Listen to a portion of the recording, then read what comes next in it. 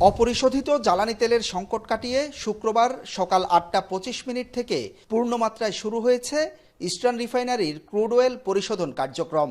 Saudi আরবের Yanbu বন্দর থেকে ১,০০,০০০ টন ক্রুড অয়েল দেশে পৌঁছানোর পর পুনরায় সচল হয় রিফাইনারির সব ইউনিট।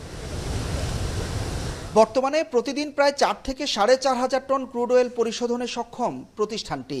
জাহাজে আসা ১,০০,০০০ টন ক্রুড অয়েল দিয়ে ২০ থেকে ২৫ দিন পরিশোধন চলবে বলে জানান কর্মকর্তারা। আগামী ২৪ ঘন্টার মধ্যে এ তেল বাজারে আসবে। আমাদের এখান থেকে প্রোডাকশন হলে আমাদের কাছ থেকে আমরা পাম্পিং করে মার্কেটিং কোম্পানিকে দিয়ে দেই ওদের শেয়ার অনুযায়ী। ২৪ ঘন্টা পরেই কোম্পানিগুলো মাল পাবে আর কি। ১,০০,০০০ টন দিয়ে আমাদের ২৫-২৬ দিন যাবে, এর ভিতরে আর একটা চালান চলে আসবে ক্রুডের। বর্তমানে কুতুবদিয়া চ্যানেলে অবস্থান করা ক্রুড অয়েলবাহী জাহাজ নিনেমিয়া থেকে তেল খালাস কার্যক্রম চলছে পুরোদমে। কর্মকর্তারা জানান মোট ২৭টি ট্রিপে এই তেল পরিবহন করে ইস্টার্ন রিফাইনারিতে পৌঁছে দেয়া হচ্ছে। প্রতিদিন ২টি জাহাজে আসছে প্রায় ৮,০০০ টন ক্রুড অয়েল। পুরো খালাস কার্যক্রম শেষ হতে সময় লাগতে পারে আরও ৮ থেকে ৯ দিন।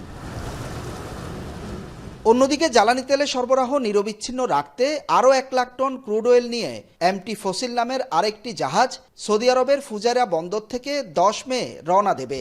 জাহাজটি ২২ মে দেশে পৌঁছানোর কথা রয়েছে।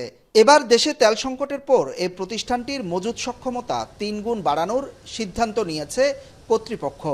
সে অনুযায়ী চলছে কাজও। নেক্সট পার্সেলটাও আমরা অলরেডি জাহাজ ঠিক করার জন্য আমাদের বিএসসিকে আমরা বলেছি এবং এটা তারা কাজ শুরু করেছে। সক্ষমতা বাড়ানোর ব্যাপারটা এখন এটা একটা আমাদের অন্যতম প্রায়োরিটি। এর আগে গত ১৪ এপ্রিল কাঁচামালের সংকটে রিফাইনারি বন্ধ হয়ে যায়। ৪টি ইউনিটের মধ্যে ২টি পুরোপুরি বন্ধ করে দিতে বাধ্য হয় কর্তৃপক্ষ। হুসাইন জিয়াদ, এখন চট্টগ্রাম।